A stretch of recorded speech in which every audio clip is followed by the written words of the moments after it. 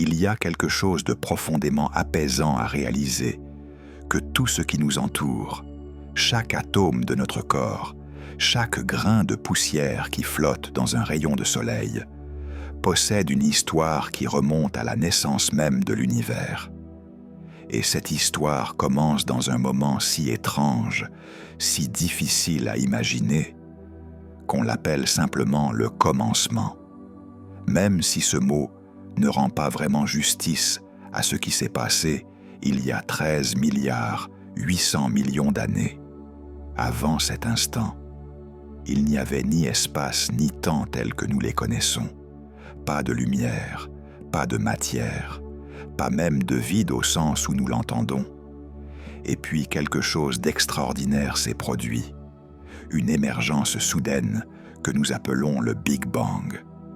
Non pas une explosion dans l'espace, mais plutôt l'apparition de l'espace lui-même, se déployant dans toutes les directions à la fois, emportant avec lui les premières particules de matière et d'énergie dans une danse chaotique et brûlante.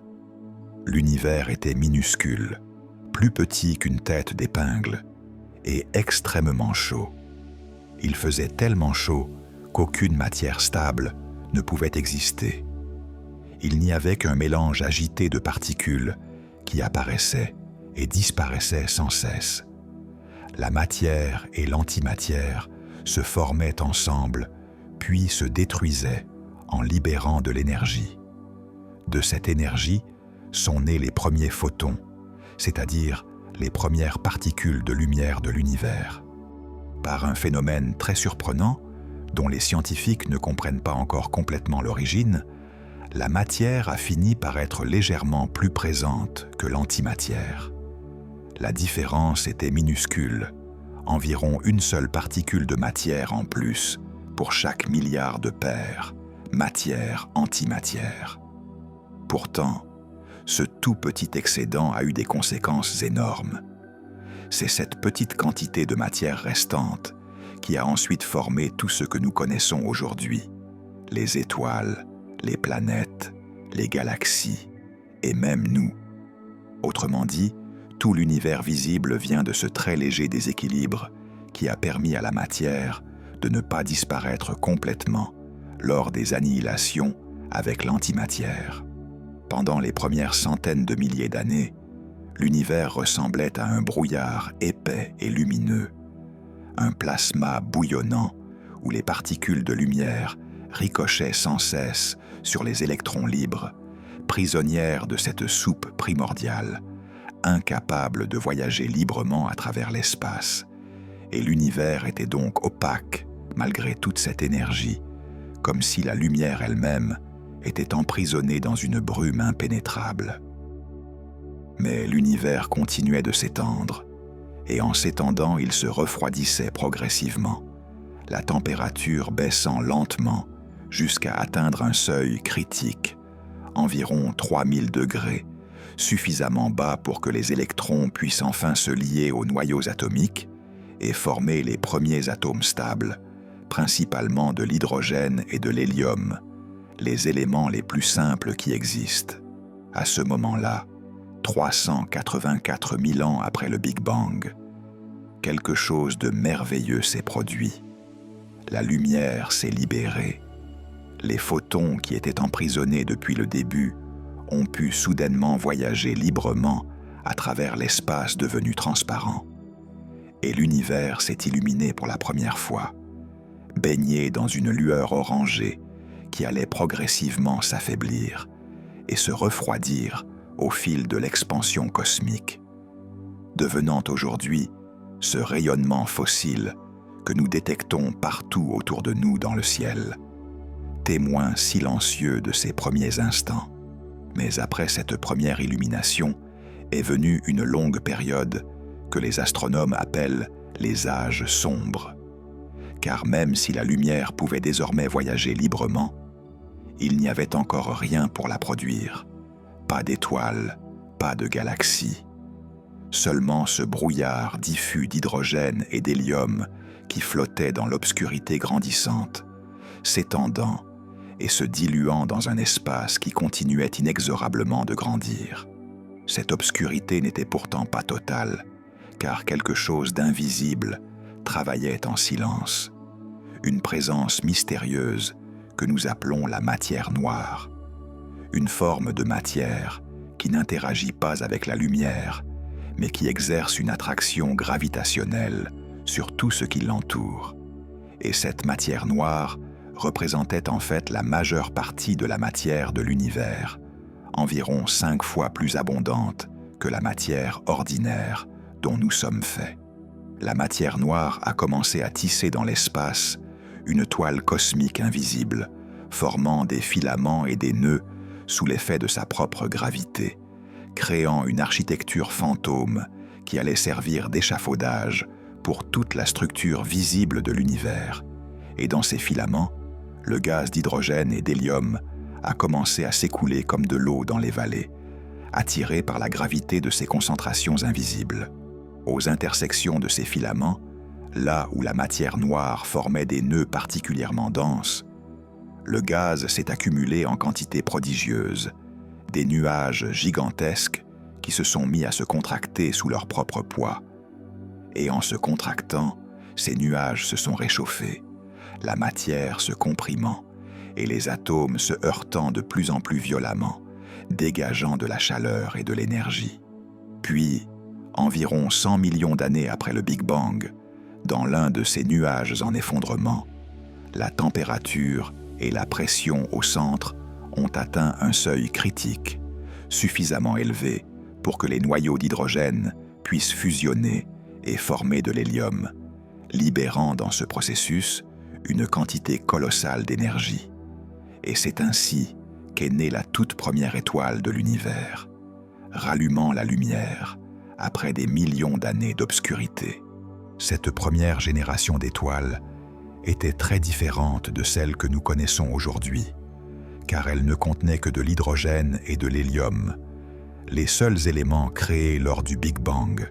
Pas de carbone, pas d'oxygène, pas de fer. Rien de ces éléments plus lourds qui existent aujourd'hui en abondance. Et ces étoiles primitives étaient également beaucoup plus massives que les étoiles actuelles, certaines atteignant des centaines de fois la masse de notre Soleil. Ces géantes brillaient avec une intensité extraordinaire, consumant leur carburant nucléaire à une vitesse folle, et leur vie était donc très brève à l'échelle cosmique, seulement quelques millions d'années avant de s'effondrer sur elles-mêmes dans des explosions cataclysmiques que nous appelons des supernovas, des événements si violents qu'ils peuvent brièvement briller plus fort que des galaxies entières. Imaginez ces étoiles colossales dans leur solitude cosmique, chacune brillant comme un phare dans l'obscurité, leur lumière voyageant à travers l'espace vide et froid, éclairant pour la première fois des régions qui n'avaient jamais connu que les ténèbres. Et autour de ces étoiles, la chaleur et le rayonnement commençaient à transformer leur environnement, ionisant le gaz environnant, créant des bulles de matière chaude qui s'étendaient progressivement. Ces premières étoiles étaient si chaudes que leur surface atteignait des températures de 100 000 degrés ou plus, bien plus chaud que les degrés de la surface de notre Soleil. Et cette chaleur extrême signifiait qu'elles émettaient principalement des rayons ultraviolets, invisibles à nos yeux, mais incroyablement énergétiques, capables de briser les atomes d'hydrogène neutre en protons et électrons libres. Progressivement, à mesure que de plus en plus de ces étoiles géantes s'allumaient dans l'univers, leur rayonnement collectif a redonné vie à tout l'hydrogène qui avait été neutre depuis la libération de la lumière 384 000 ans après le Big Bang, transformant à nouveau l'univers en plasma, mais cette fois, un plasma beaucoup plus transparent à la lumière, marquant la fin définitive des âges sombres. Mais ces morts d'étoiles n'ont pas été inutiles. Dans les tout derniers moments de leur vie, pendant leur effondrement extrêmement chaud et violent, Ces étoiles ont fabriqué tous les éléments plus lourds que l'hélium. Elles ont créé le carbone, qui est la base de toute vie sur Terre, l'azote, qui forme une grande partie de notre atmosphère, l'oxygène que nous respirons, le silicium présent dans les roches et le fer qui se trouve dans notre sang et dans le noyau de la Terre. Elles ont aussi produit tous les autres éléments du tableau périodique. Ces éléments se sont formés dans les dernières secondes de la vie de ces étoiles, puis ont été envoyés dans l'espace lors de leur explosion.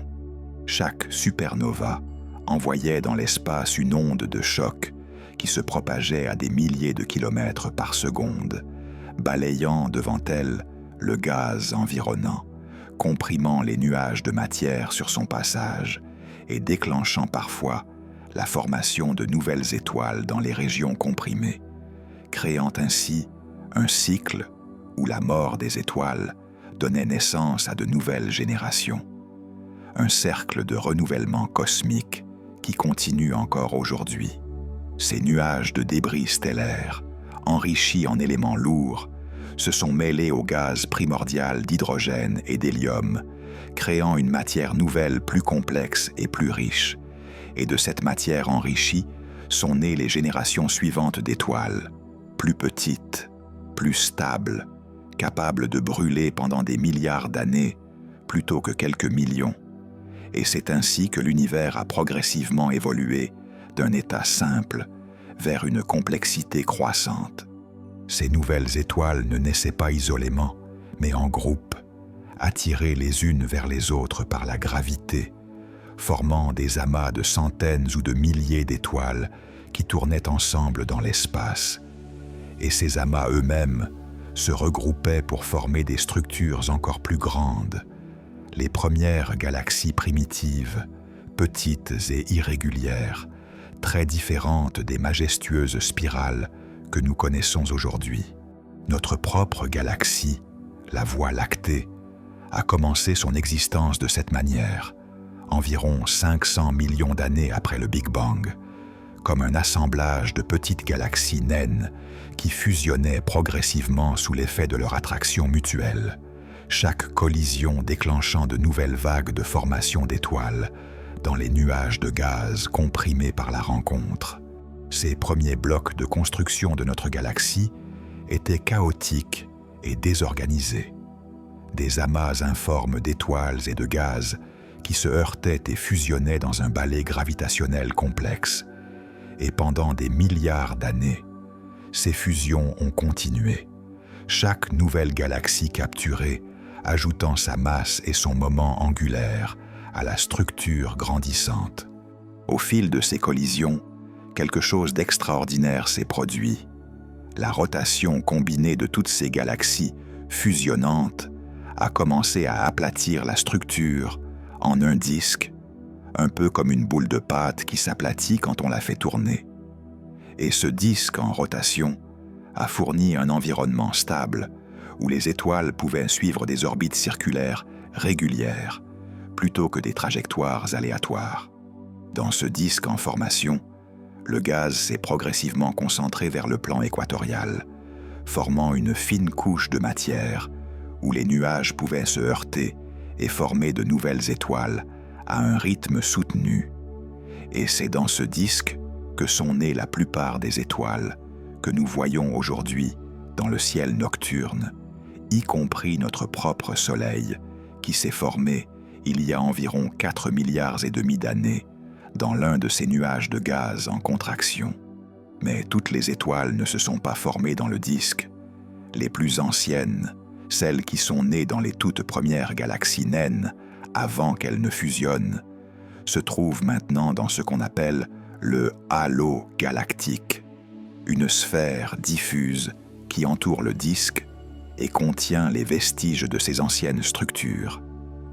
Des étoiles qui suivent des orbites très allongées et inclinées, témoins silencieux de l'histoire tumultueuse de notre galaxie. Au fil des milliards d'années, ces galaxies primitives ont continué de grandir et d'évoluer, certaines fusionnant avec d'autres pour former des structures toujours plus massives. D'autres, capturant de petites galaxies satellites qui s'ajoutaient à leur masse. Et progressivement, sous l'effet combiné de la rotation et de la gravité, ces amas informes d'étoiles ont pris des formes plus organisées. La matière noire invisible continuait de jouer son rôle essentiel, formant autour de chaque galaxie un halo massif qui représentait la majeure partie de leur masse totale.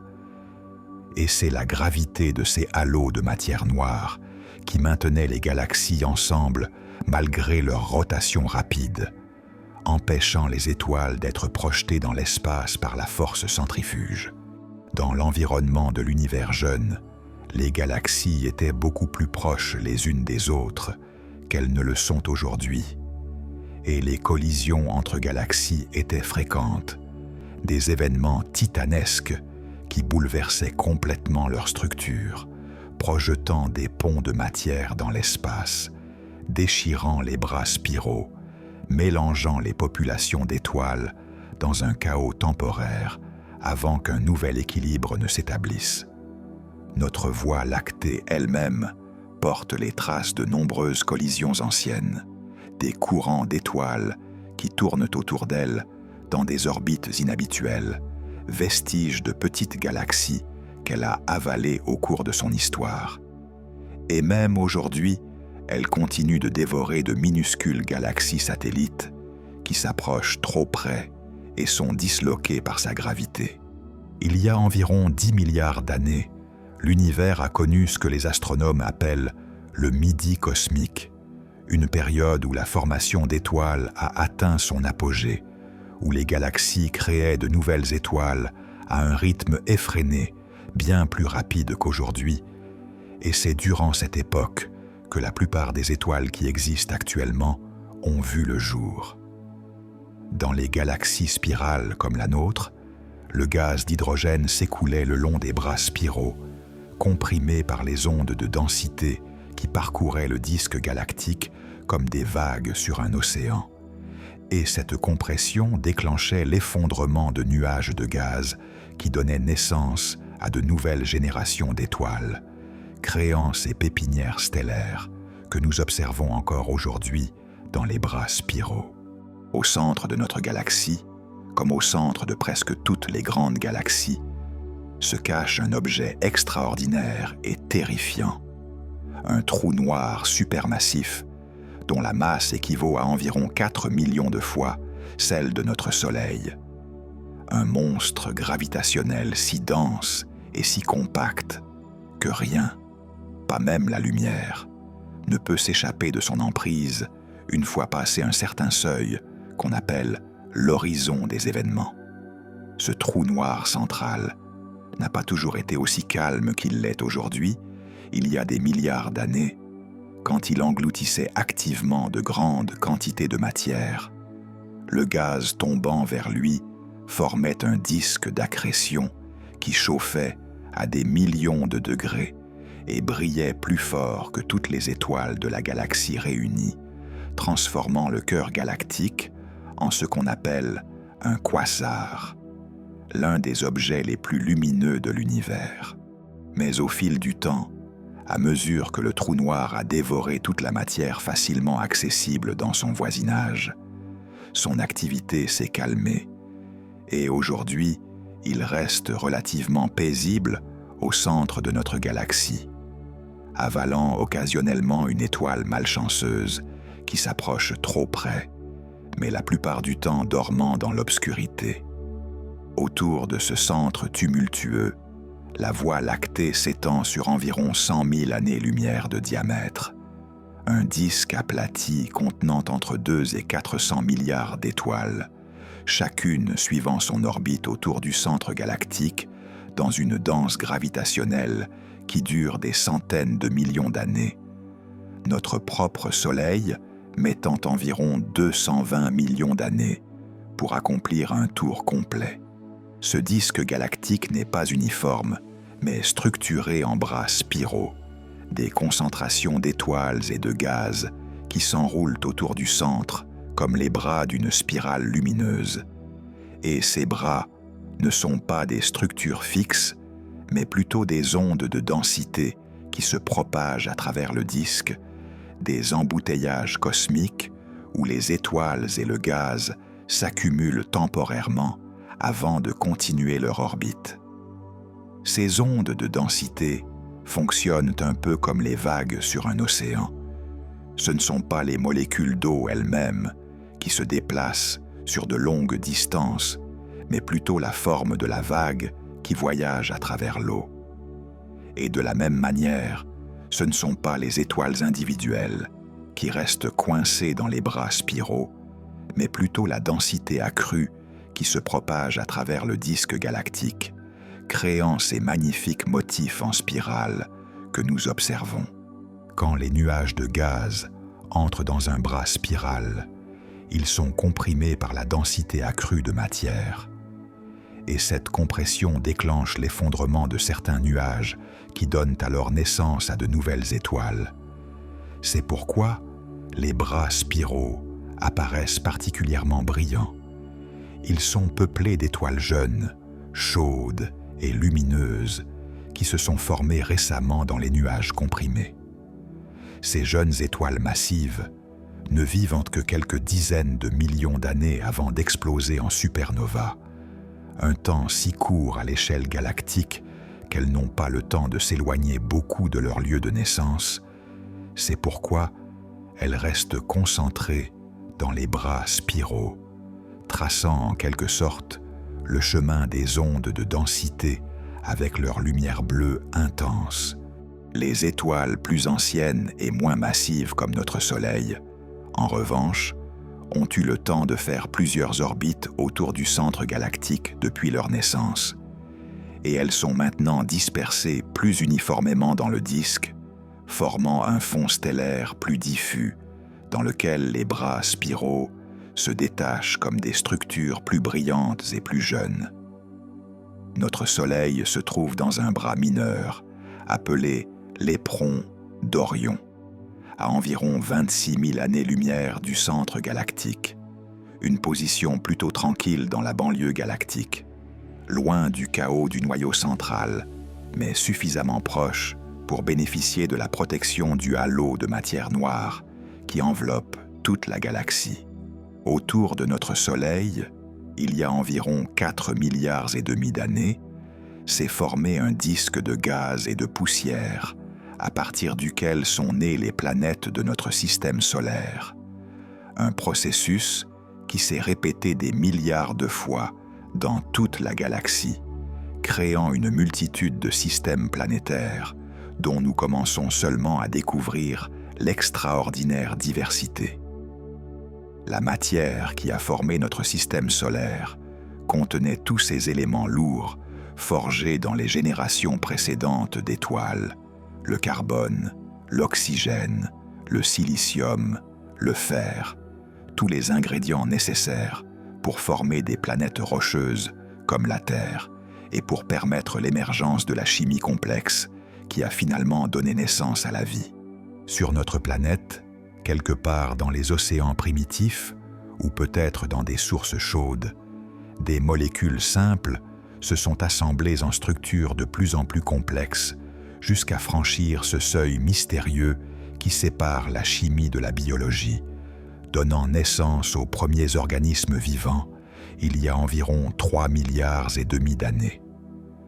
Ce moment représente une transition extraordinaire, le passage de la matière inerte à la matière vivante, capable de se reproduire, d'évoluer, de s'adapter à son environnement. Et bien que nous ne comprenions pas encore tous les détails de comment cette transition s'est produite, nous savons qu'elle a nécessité une chimie complexe, basée sur le carbone, élément forgé dans les étoiles mortes depuis longtemps.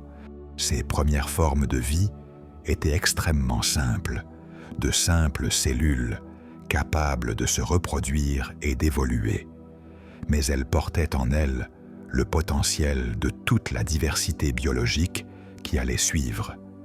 Et certaines d'entre elles ont développé la capacité de capturer l'énergie de la lumière solaire par photosynthèse, transformant le dioxyde de carbone et l'eau en sucre et en oxygène. Cette invention de la photosynthèse, survenue il y a environ 2,5 milliards d'années avec les cyanobactéries, a été véritablement révolutionnaire car elle a permis à la vie de puiser directement dans l'énergie du soleil plutôt que de dépendre uniquement des réactions chimiques disponibles dans l'environnement, ouvrant ainsi la voie à une explosion de diversité et de complexité biologique. Cette invention révolutionnaire a progressivement changé la composition de l'atmosphère terrestre, l'enrichissant en oxygène, un gaz qui était auparavant presque absent et qui était même toxique pour les formes de vie anaérobies qui dominaient alors, déclenchant ce qu'on appelle parfois la grande oxygénation, l'un des plus grands bouleversements environnementaux de l'histoire de notre planète. Cette accumulation d'oxygène atmosphérique a permis l'évolution de formes de vie plus complexes, capables de métabolisme plus efficace, basées sur la respiration aérobie, qui libère beaucoup plus d'énergie que les métabolismes anaérobies, et cette énergie supplémentaire a rendu possible l'évolution de cellules plus grandes et plus complexes, puis finalement d'organismes multicellulaires. Les premiers organismes multicellulaires sont apparus il y a environ 600 millions d'années, des créatures étranges qui ressemblaient à des feuilles ou des tubes, vivant fixés au fond des océans, et ces formes simples ont rapidement évolué en une diversité stupéfiante de formes plus complexes lors de ce qu'on appelle l'explosion cambrienne, il y a environ 540 millions d'années. Depuis lors, la vie n'a cessé d'évoluer et de se diversifier, colonisant progressivement tous les environnements disponibles sur la planète. Des profondeurs océaniques les plus sombres au sommet des montagnes les plus élevées, des déserts les plus arides aux forêts tropicales les plus humides, créant cette biosphère complexe et interconnectée dont nous faisons partie aujourd'hui. Pendant que la vie évoluait sur Terre, la galaxie continuait sa propre évolution, de nouvelles étoiles naissant continuellement dans les nuages de gaz moléculaires, d'autres mourant dans des explosions spectaculaires ou s'éteignant doucement après avoir épuisé leur carburant nucléaire, et le cycle du renouvellement stellaire enrichissait progressivement la galaxie en éléments lourds. Aujourd'hui, la Voie lactée est une galaxie mature, ayant passé le pic de sa formation stellaire, mais continuant de créer de nouvelles étoiles à un rythme plus modéré, environ 1 à 2 masses solaires par an, ce qui peut sembler beaucoup, mais est en fait assez faible comparé au taux de formation stellaire des galaxies jeunes ou des galaxies en collision.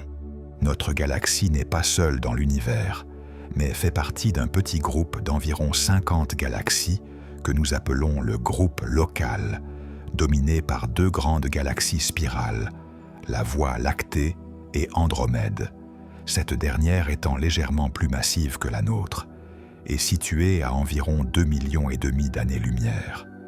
Ces 2 galaxies se rapprochent l'une de l'autre à une vitesse d'environ 100 km par seconde, attirées par leur gravité mutuelle, et dans environ 4 milliards d'années, elles entreront en collision, un événement qui bouleversera complètement leur structure et les fusionnera finalement en une seule galaxie elliptique géante que certains astronomes ont déjà surnommée Milkomeda.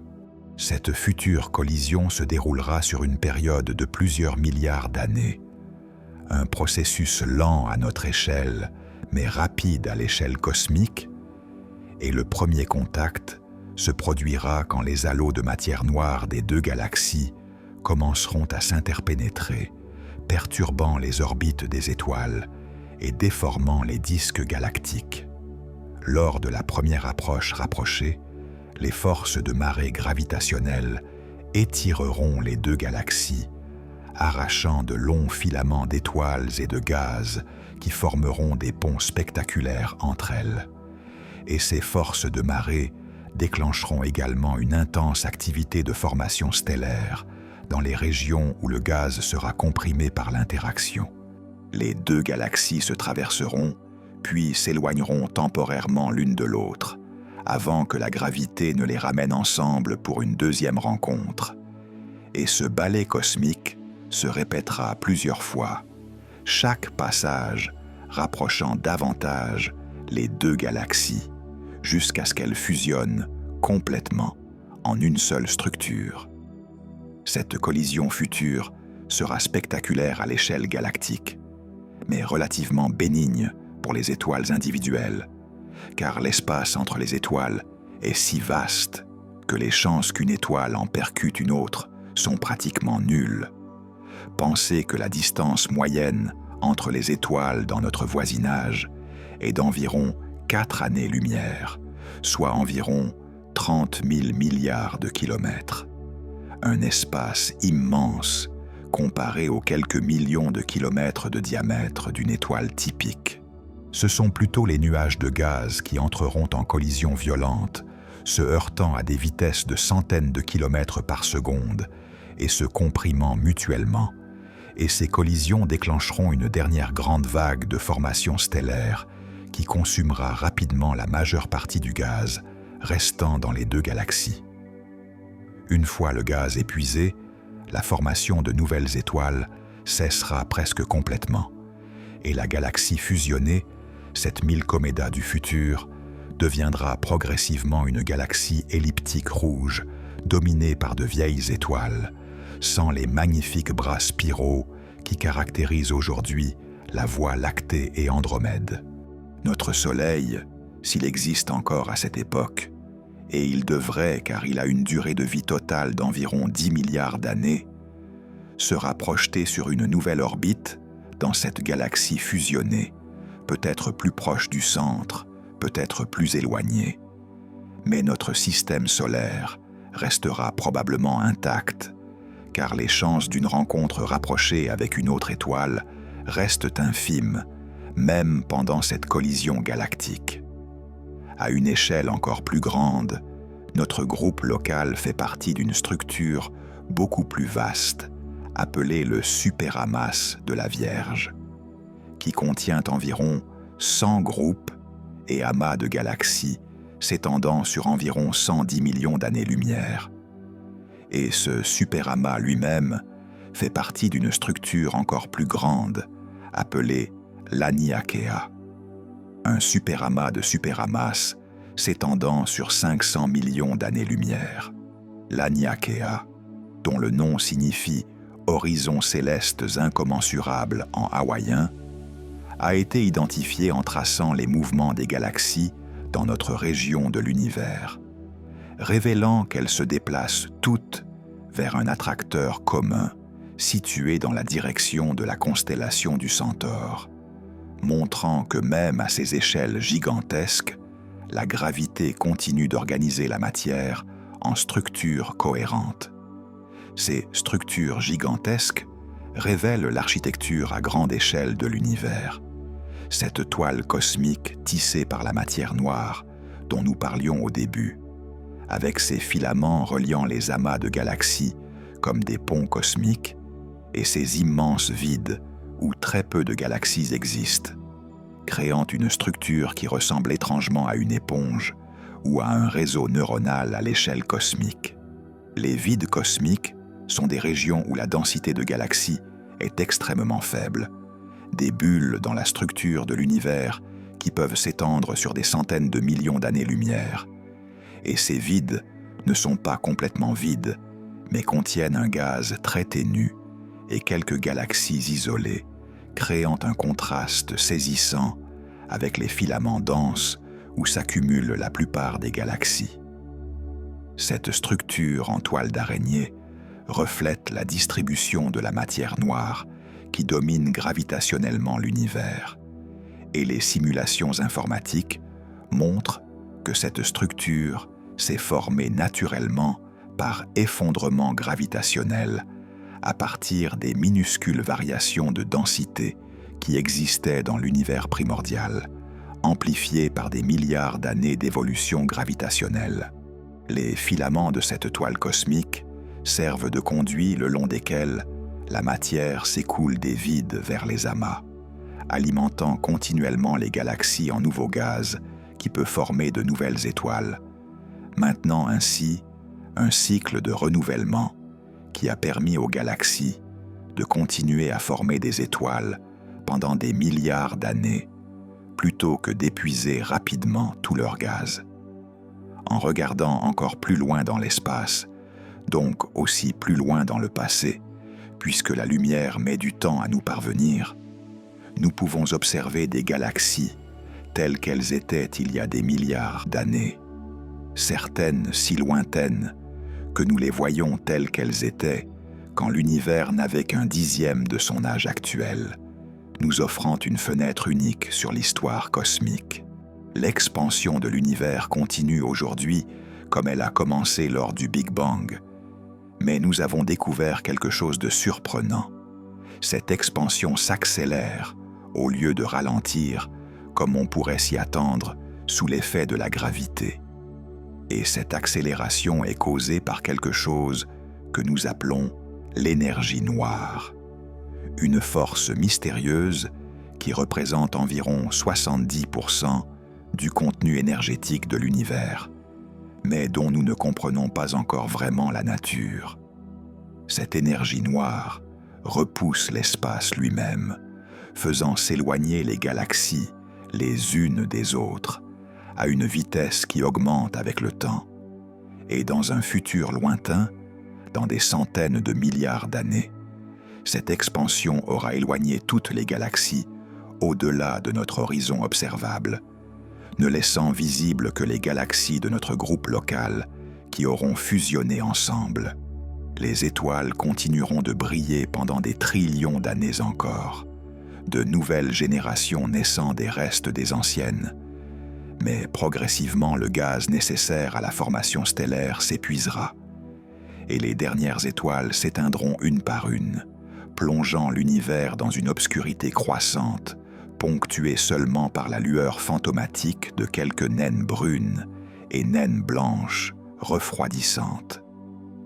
Même les trous noirs, ces objets apparemment éternels, finiront par s'évaporer par un processus quantique appelé radiation de Hawking, perdant progressivement leur masse sur des échelles de temps si longues qu'elles défient l'imagination. Mais tout cela est dans un futur si incroyablement lointain qu'il n'a pas vraiment de sens pour nous. Pour l'instant, nous vivons dans ce que nous pourrions appeler l'âge d'or de l'univers, une époque où les étoiles brillent encore en abondance, où les galaxies dansent leur ballet gravitationnel, où la vie est apparue au moins une fois et peut-être dans d'innombrables autres endroits que nous ne connaissons pas encore. Regarder le ciel nocturne, c'est regarder notre propre histoire, car nous sommes faits de poussière d'étoiles, littéralement. Chaque atome de notre corps, plus lourd que l'hydrogène, a été forgé dans le cœur d'une étoile morte il y a des milliards d'années, puis dispersé dans l'espace pour finalement se retrouver ici, sur cette planète bleue qui orbite autour d'une étoile ordinaire, dans la banlieue d'une galaxie banale.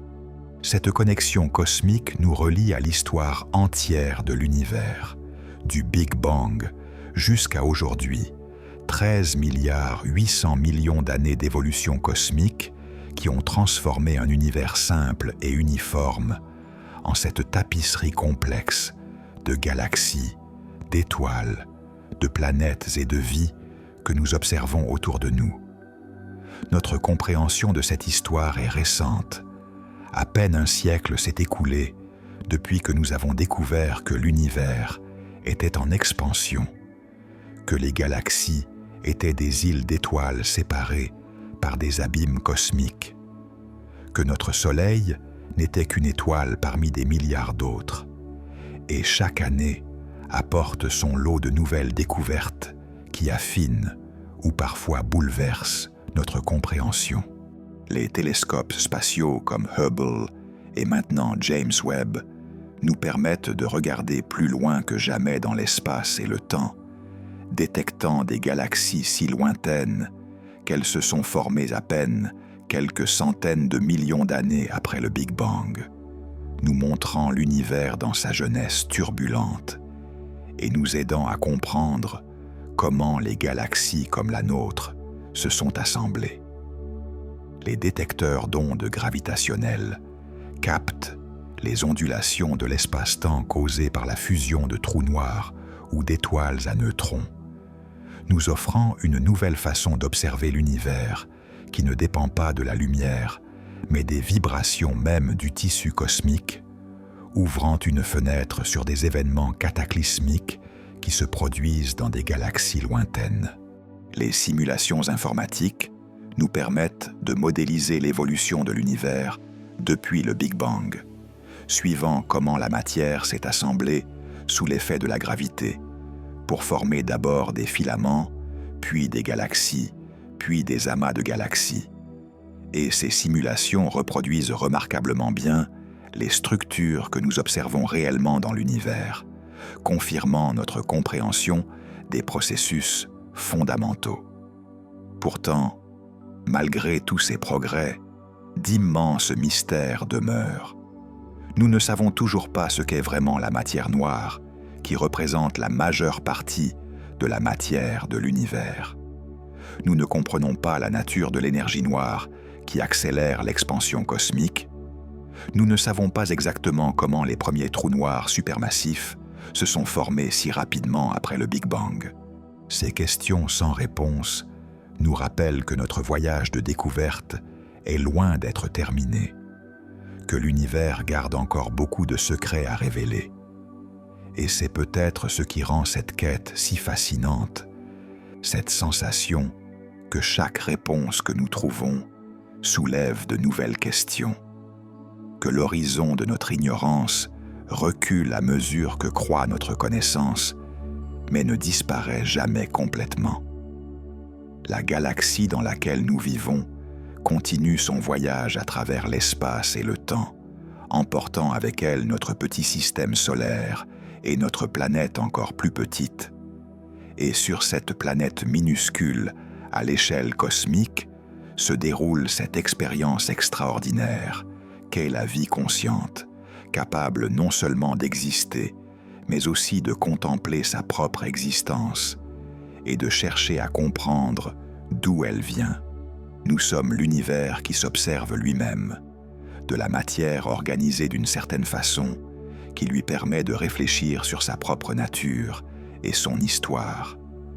Un arrangement improbable de particules qui a émergé après des milliards d'années d'évolution cosmique et biologique. Et cette conscience que nous possédons, aussi fragile soit-elle à l'échelle cosmique, représente quelque chose de profondément remarquable. En contemplant l'histoire de notre galaxie depuis le Big Bang jusqu'à aujourd'hui, nous touchons à quelque chose qui dépasse notre existence individuelle. Nous nous connectons à un récit qui englobe l'univers entier et 13 milliards d'années d'histoire. Et peut-être que cette perspective cosmique nous aide à voir notre propre vie sous un jour différent, à la fois plus humble face à l'immensité de tout ce qui existe et plus précieuse parce que cette conscience que nous possédons est peut-être rare dans l'univers.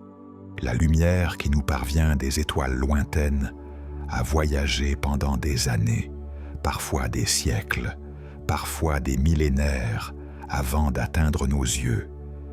Et quand nous levons les yeux vers le ciel nocturne, nous voyons le passé, nous voyons l'univers tel qu'il était quand cette lumière a quitté ces étoiles, certaines d'entre elles ayant peut-être déjà disparu depuis longtemps sans que nous le sachions encore. Cette connexion temporelle nous relie à l'histoire cosmique d'une manière tangible. Chaque photon qui entre dans notre œil est un messager venu du passé, porteur d'informations sur les conditions qui régnaient dans une étoile ou une galaxie lointaine il y a très longtemps. et en décodant ces messages lumineux, nous reconstituons progressivement l'histoire de l'univers, comme des archéologues assemblant les fragments d'un passé révolu. Et cette histoire continue de s'écrire. L'univers n'est pas une chose figée, mais un processus en cours, une évolution permanente qui se déploie à toutes les échelles, des particules subatomiques au superamas de galaxies. Et nous avons la chance extraordinaire de vivre à une époque où nous pouvons observer et comprendre une partie de cette histoire, où nos instruments nous permettent de sonder les profondeurs du temps et de l'espace comme aucune génération avant nous. Alors que nous terminons cette promenade à travers l'histoire de notre galaxie, nous pouvons ressentir à la fois un émerveillement devant la beauté et la complexité de l'univers qui nous entoure, et une gratitude tranquille pour cette opportunité que nous avons de contempler tout cela, de poser des questions, de chercher des réponses, de participer à cette grande aventure de la découverte qui unit tous les êtres humains curieux à travers les âges et les cultures.